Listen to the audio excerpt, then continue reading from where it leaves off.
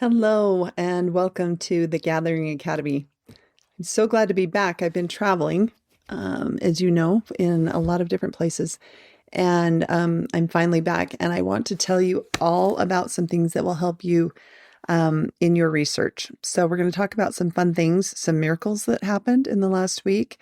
As you listen to Tia and as I've shared some of my experiences, you can expect that God is in this with you. That you can expect miracles.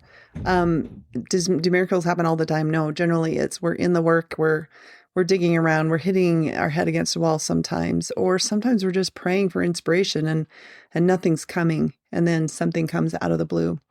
So for those of you that are listening on the podcast, there's actually quite a bit that I'm going to be sharing that you don't need to be on YouTube for today to see, but the things that I do show, you may want to go on YouTube to watch. So let me just tell you a little bit about where I've been. So I went to a National Genealogical Society conference in Fort Wayne, Indiana. If any of you have heard of Fort Wayne, Indiana, they are actually very famous for the Allen County Public Library, which has a lot of family history books. They have a whole genealogy center that is excellent. I would go back there in a heartbeat. And the town is so cute and so safe. And we actually ate at a restaurant called Proximo. So if you're going there, 3 times because it was so good. It's kind of a Latin influenced food. So I was there for the conference and my husband decided to tag along. And I was in classes, but I also was going to have some time in the library. And so the first experience I want to share and just testify to you of is as you're doing this work, even if you're just starting, the power of prayer. So make sure you're always starting with prayer. Sister Wendy Nelson talked about that. Whenever she sits down to work on her family history, she says a prayer because we can be guided and directed in finding our family. So I said a prayer on Tuesday, and I said, if there's anybody that we need to find with the help of the books that are here at this library, help me to know. And so I went to a class, and in the class, I got a text from my husband, and he just said, I'm at the library. So he was working, and then he was doing some family history. It was kind of his plan. Well, a little bit later, all of a sudden, the name Presley comes into my head, Pressler. And that's one line of his family that I was doing a little work on a little while ago, and it popped into my head, just out of the blue. And that's one way that you can know that it's the Spirit. If it comes just at random times, act on it and see what the results are. So I went into the Allen County Public Library website, and I typed in Presley, and up came some family history books. There were actually 3 of them. So I sent the call numbers to my husband, and then I went back to my class. Well, over the next 3 days or 3 or 4, whenever I'd go over to the library, my husband's in the same spot with the same books. And with the use of that book, there were a lot of people that were in family search. There were some things that needed corrected. But he was able to add or find people that were just sitting in the tree of over 400 ordinances, 400 people, actually, because ordinances are a little bit different, but he just kept finding and finding and finding. And I was just in awe. I was like, that is so incredible that I could get that little impression because I'd worked on the Presleys. It wasn't probably not on the fresh on his mind, but for me, I knew exactly what it was. So that was just beautiful. It was mind blowing. He said I had to, because there's a limit on your reservations in Family Search. He had to keep he would share them with the temple. So one of the other things that I asked him this morning on our walk, I said, okay, so what about sources? Because this is another thing that I want to impress upon you is the importance of using those family history books as a secondary source, as a jumping off spot for you to find the original source. If at all possible, find the original source. And he actually told me he said that's something that he's learned, the importance of original sources. See if you can prove what's in that book. Because I'll tell you an experience that I had. I pulled off some books for my Houts family. They were from Pennsylvania. They were German.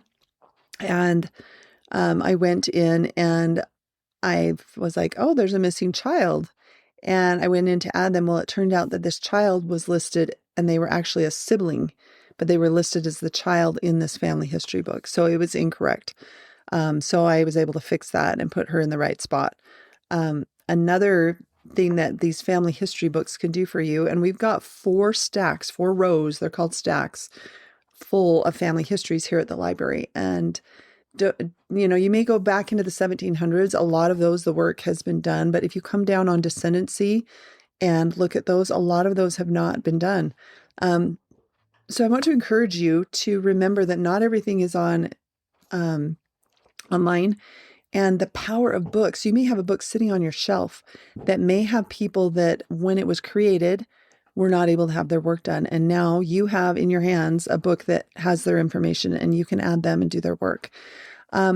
Go to your local library and see if they have a local history or a genealogy section. Or when you're traveling, if you go to an area where your family was, go and look at the local library and see if there are any family histories. On Family Search, there are also ways you can search in the catalog for family histories. You can search in the digitized books. Archive.org is another one. Google Books. These are all good places if you're just like, I don't know where to look. So what I recommend is you go to the very end of your tree, depending on how big your tree is. I would say maybe at the end of your fan chart, I would say, to explain that better.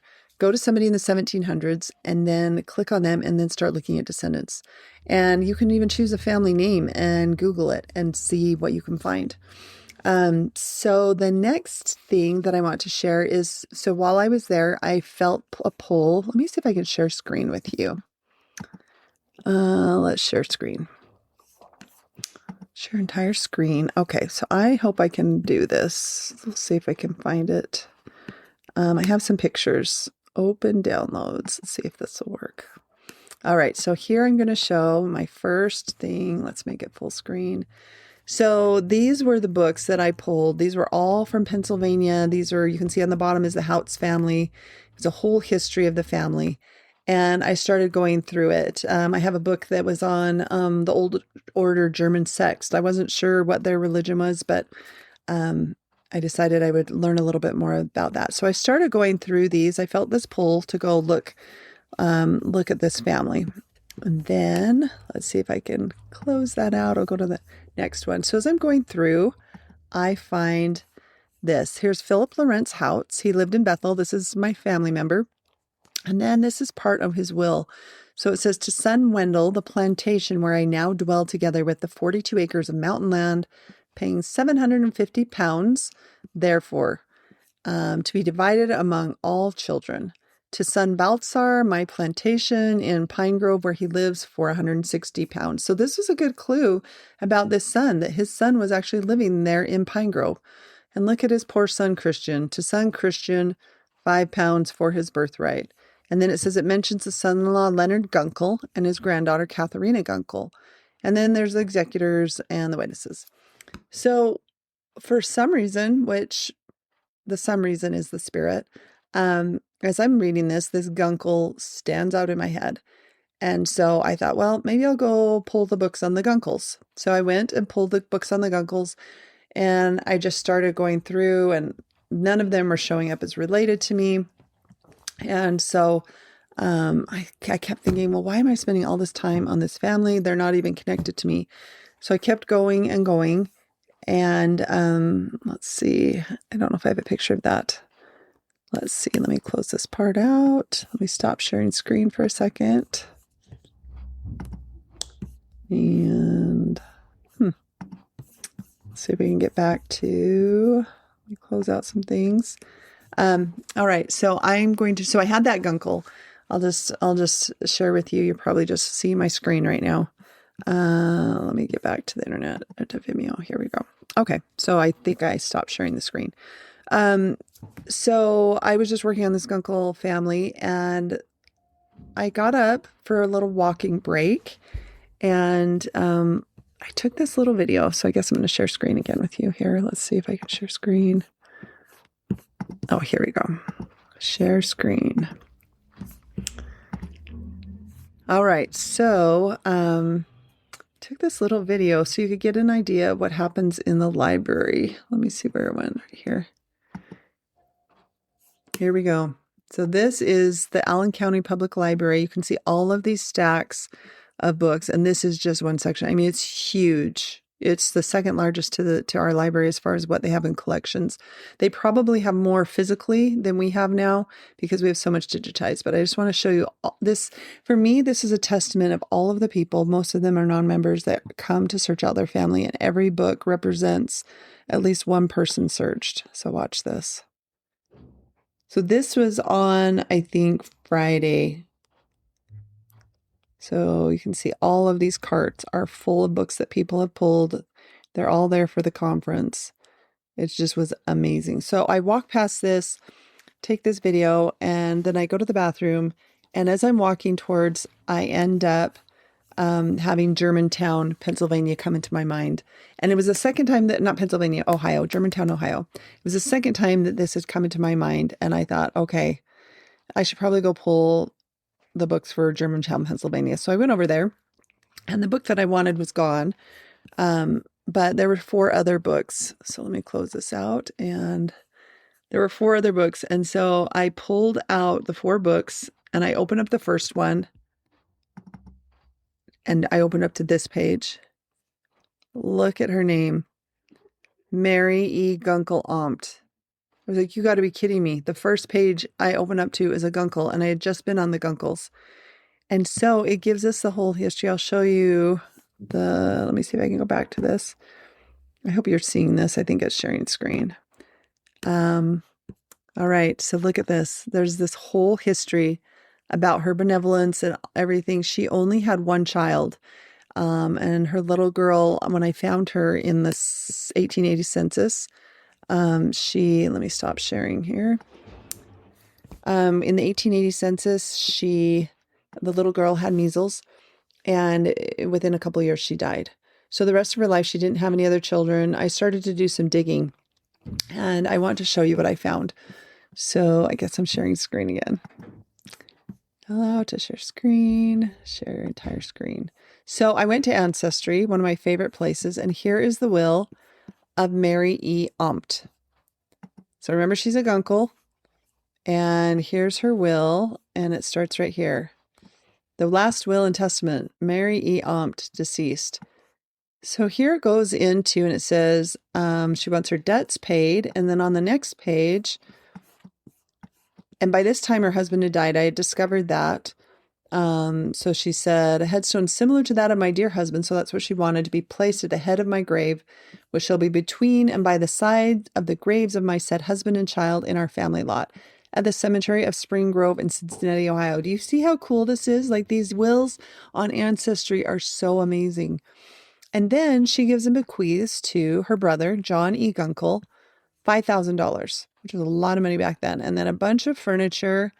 And then she says, in the event of my death, I do devise a bequeath to Alice Gunkel, the wife of my said brother, John, and to William H. Gunkel, the son. So you can see she's giving stuff to no children, but to a brother and their children.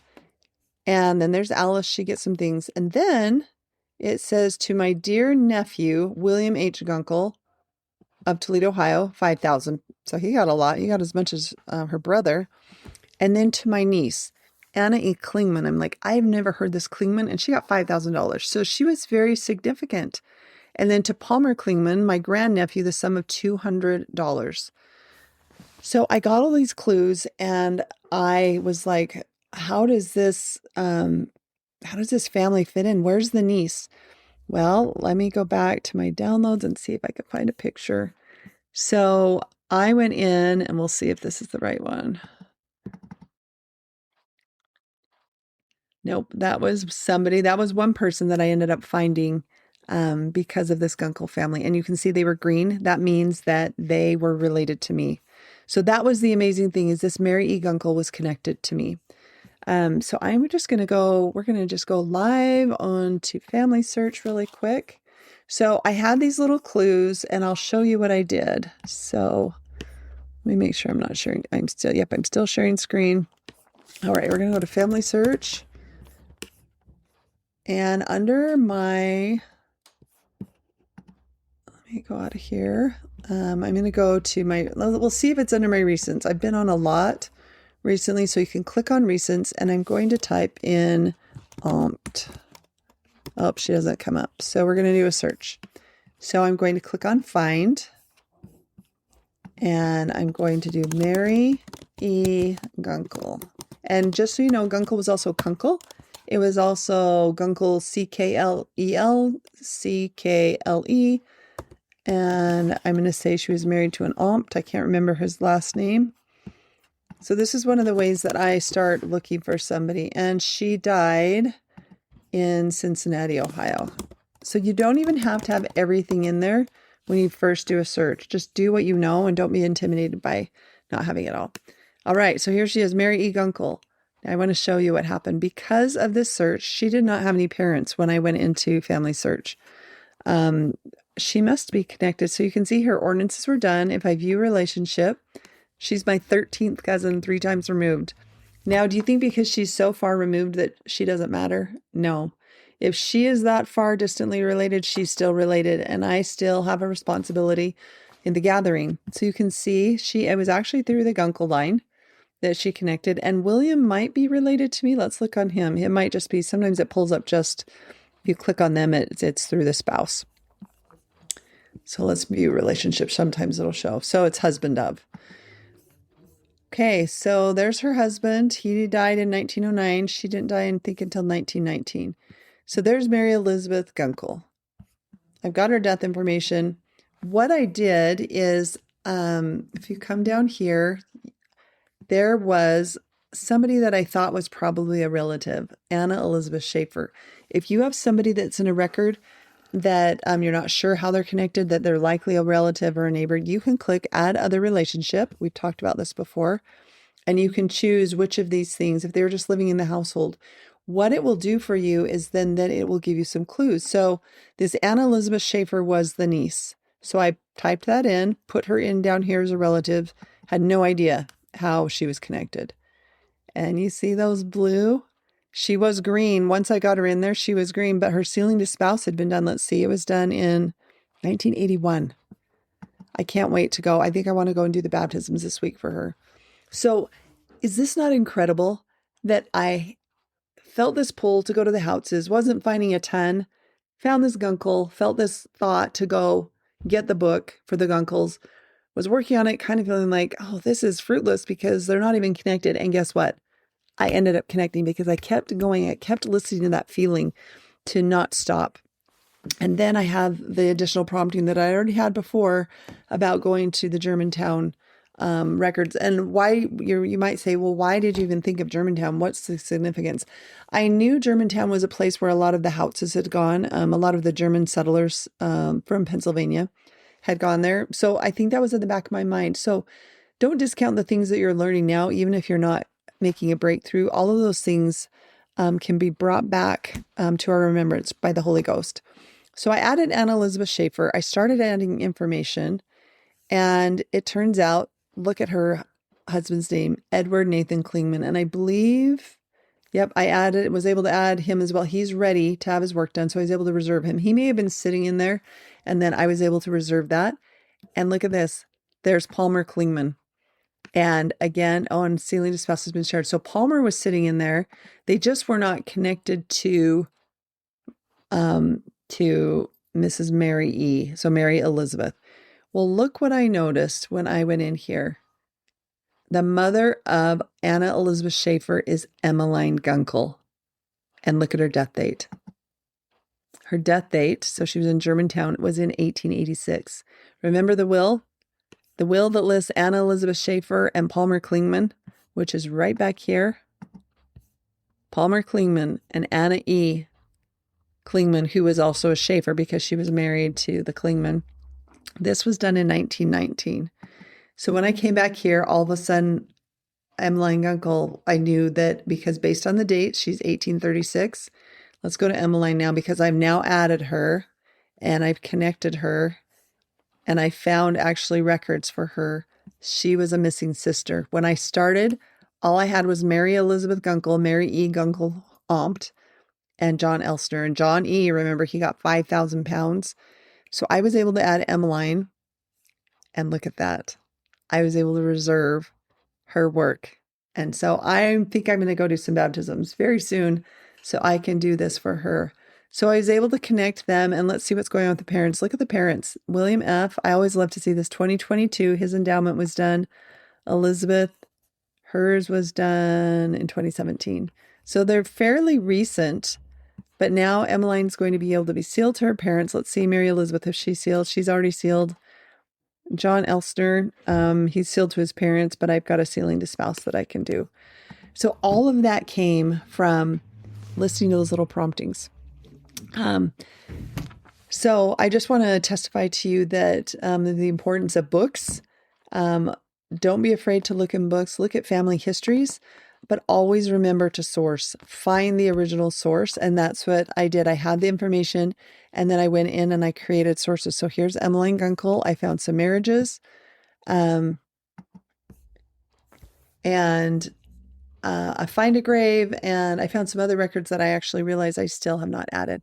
All right, I need to get going, but I've got one more thing I want to show you. So if you go into Ancestry and you go to trees, and I'm going to choose my family tree. They have a feature now, and we're going to talk more about some of the fun stuff that Ancestry has next week. I've run out of time to be able to share with you. So if you go over here on this right-hand side, you can click on Temple Status. Now, if you have not been in your tree recently, you'll need to sign into Family Search again. So we'll see what happens. I click on Temple Status, and it takes me to my tree. Oh, I've got to sign in. And thank goodness I have it saved. And sign in. And now I get a list of my tree that I've got on Ancestry. I can see if it's complete, unknown, or if work needs to be done, like this person needs connected. But if it's not, then now you have a really quick way to be able to find work that needs to be done. So we'll talk more about that next time. Thanks for joining me, and I'm grateful that you go along with my clunkiness. Usually I'll film my podcast on Sunday, but because I was traveling, I ran out of time. I do want to put one more plug in for another library. If you ever get the chance to go to Chicago, there is the Newberry Library. And it is incredible. It's different than any other library. You can't just go pull books off the shelf. You want to get online, and we can talk about that, how to do that, how to find those things, what kind of my mind frame is and how I do it, on another episode. But so you make your requests for your items, and then they bring them to you. Even books, they will bring them to you. But I was able to find 2 records of histories of a little town called Hordeville in Nebraska, where my great-great-grandfather and his brothers settled, some of them dead, and their involvement in the church, things that I never knew, and some pictures that I'd never seen. That was at that library. What another really cool thing at that library is they have actually an original letter from Michelangelo from the 1500s that he signed. They have a little piece of the Iliad. I'm trying to think of some of the things. They have a whole bunch. They had a whole card catalog full of, because they still keep the old card catalog, George Washington items, and they allow you to hold them. They said, we are not one of those archives or libraries that requires you to wear gloves. We want you to be able to handle these. And if it's something really fragile, they have it in some kind of a protective covering, like it's not Mylar, but something like that. So the Newberry Library had books that I had no idea were about my family. I also, just to test it out, I wanted to see some original documents, some letters, maybe journals, diaries. So I typed in, I think I typed in letters plus a certain place.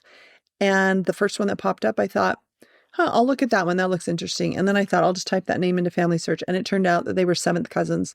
I think when you're in the U.S., and especially in the East, there's a greater chance that you're going to connect. So I thought this will be really fun. So I was able to see some letters from the 1860s, was so incredible, and take pictures. So hopefully I can share that with you at another time. So my challenge to you is to go on a family search and go either in the catalog and look up under a keyword search for your family name, or go into the books and do a keyword search for a family name and start to look. You will absolutely be blessed as you do this and as you go forward with prayer in asking Heavenly Father for your help. And I can't wait to see you next week. Thanks so much.